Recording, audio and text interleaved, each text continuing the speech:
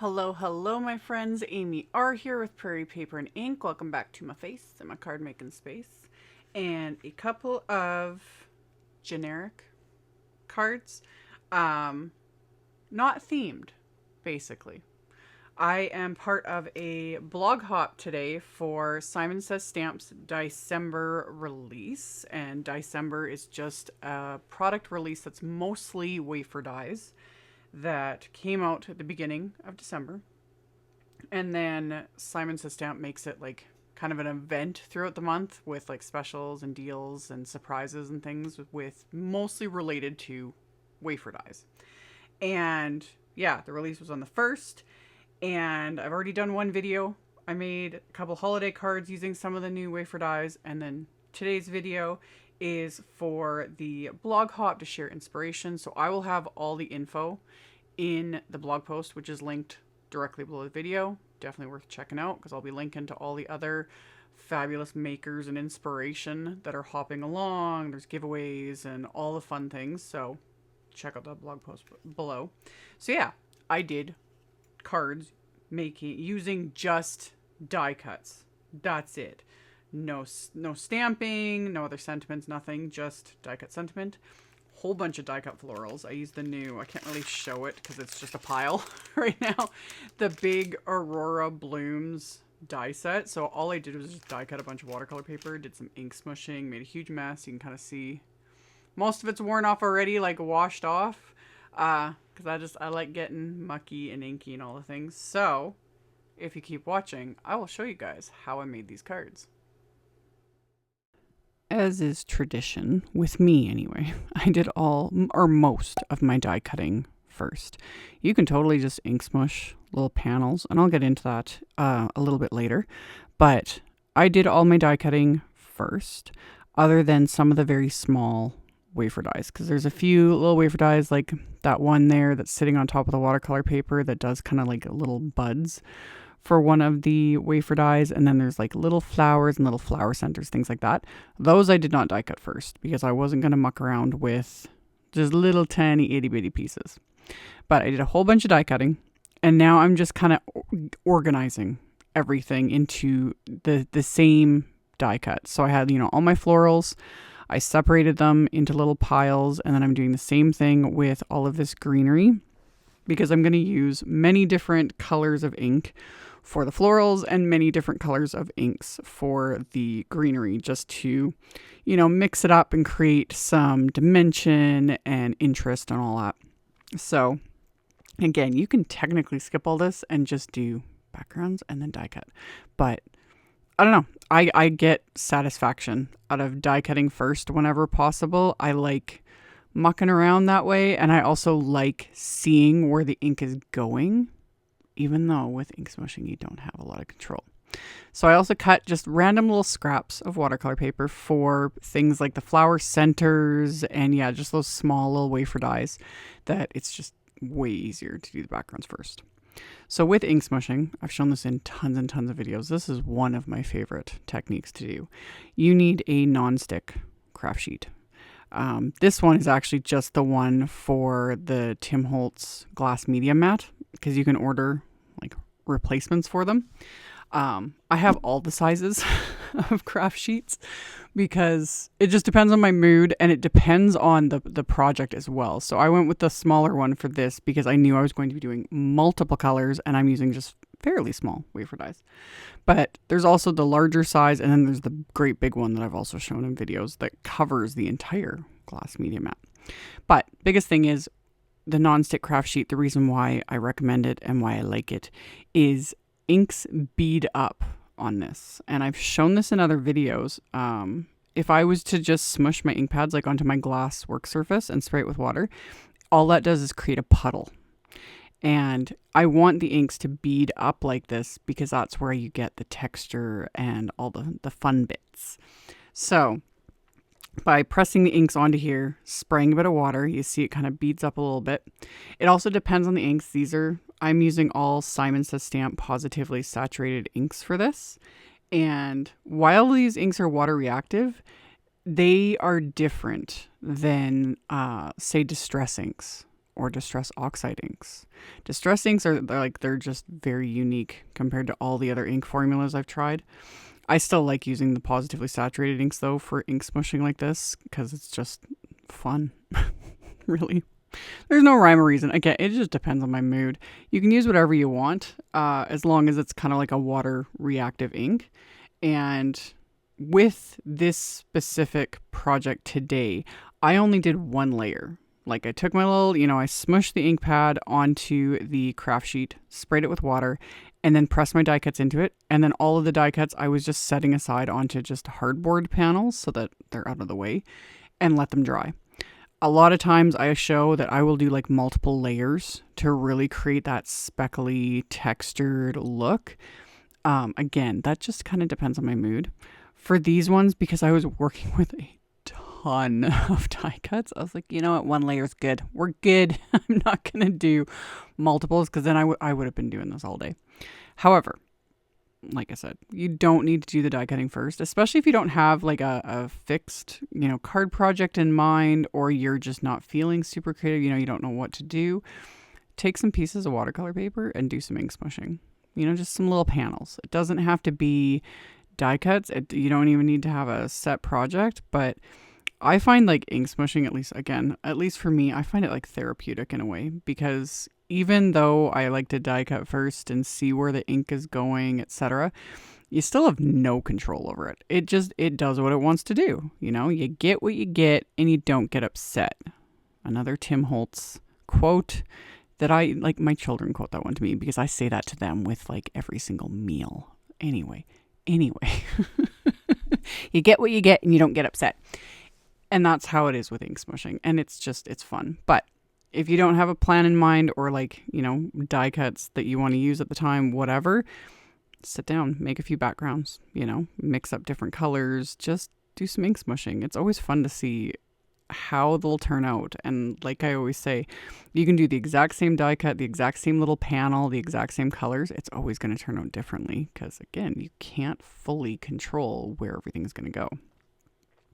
So I did all of my die cuts, and then I have, these random scraps that I did that I'll be die cutting afterwards, because these are the ones that I'm going to do like the little flower centers and all that, which are there's going to be many of them and they're small.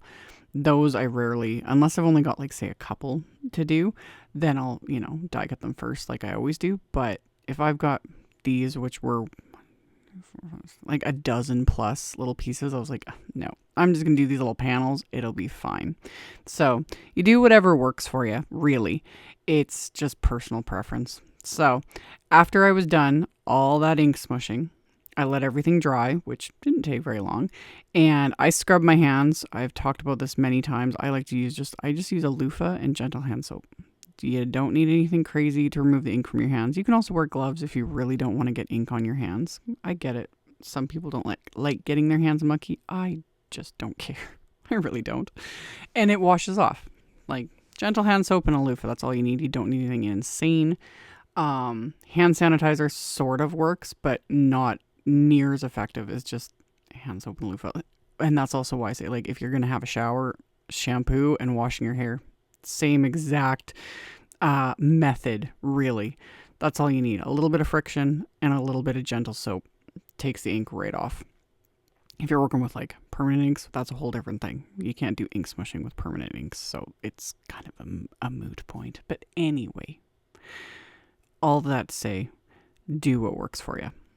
So once I was done all of that ink smushing, die cutting goodness, I assembled my little florals, and with a set like this, you can kind of do whatever you want. They've got an example on the website with the product listing that, kind of shows how they're meant to be, but use what works for you. I just kind of adhered whatever pieces I wanted to create my little flowers. And then once those were all adhered, I die cut some black cardstock with the Simon Says Stamps Pincushion plate A2 sized wafer die, which I've used in a couple videos before this because I'm obsessed with it. And yeah, I die cut it from black cardstock. And my card bases are also going to be black cardstock. So this is just one of my favorite things to do as well, is to do like just a tone on tone background. So it's like, it's going to give me a bit of texture and interest, but it's not going to be super busy. during my voiceover here, it's very hard to see, but in real life, obviously you can see the texture of the background. But yeah, so I adhered those to the card bases, which are top folding A2 note cards that are also black cardstock. And then off camera, I kind of roughly assembled one of my card fronts with all of the greenery and the floral bits. None of it's adhered, but it just kind of gave me a bit of a visual guide. And then I'm just loosely following that on the second card front. So just adhering all the pieces down. I just use craft tacky glue. I've got my, I switch between just a regular bottle of craft tacky glue, and then the one I'm using right here on screen is a little precision bottle that I put craft tacky glue in. And that's all I'm going to use. I'm not going to use any foam tape, anything like that. Some of the parts of the die cuts, like the edges, the leaves, some of the florals, etc., I didn't add adhesive to, so they just naturally kind of stick up a bit, so that just creates dimension. If you wanted to make this like super dimensional and all of that, you could use like foam tape, foam squares, scraps of cardstock, pop things up. But I find with ones like this, I just don't bother, because they look a lot more dimensional and busy and everything. I don't even need the foam tape. Plus it's easier to mail. And I'll show at the very end. I'll like tilt the card to the side so you can actually see, like, these look very dimensional, but they're actually not. So I just went along, kind of filled in here and there, added some of those little tiny die cut flowers, and then repeated the process on the second card front. So everything is adhered. And then I pulled out my Gonzai Tombi Starry Colors little watercolor palette, added some water to the gold one, and then let that sit for a minute, and then swirled that up really well with my little fan brush. And I'd put both of these cards into my splat box, and then I splattered gold watercolor all over. Just covered them, because why not?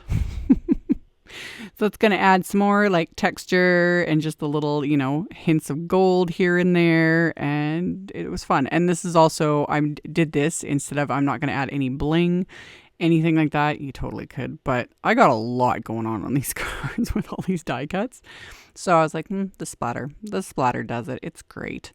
So splattered these all over, let that dry. And then I used the new CZ Design Simple Hello wafer die. This one also has an outline. It comes with an outline to go around the word as well. I didn't use that. I used just the word.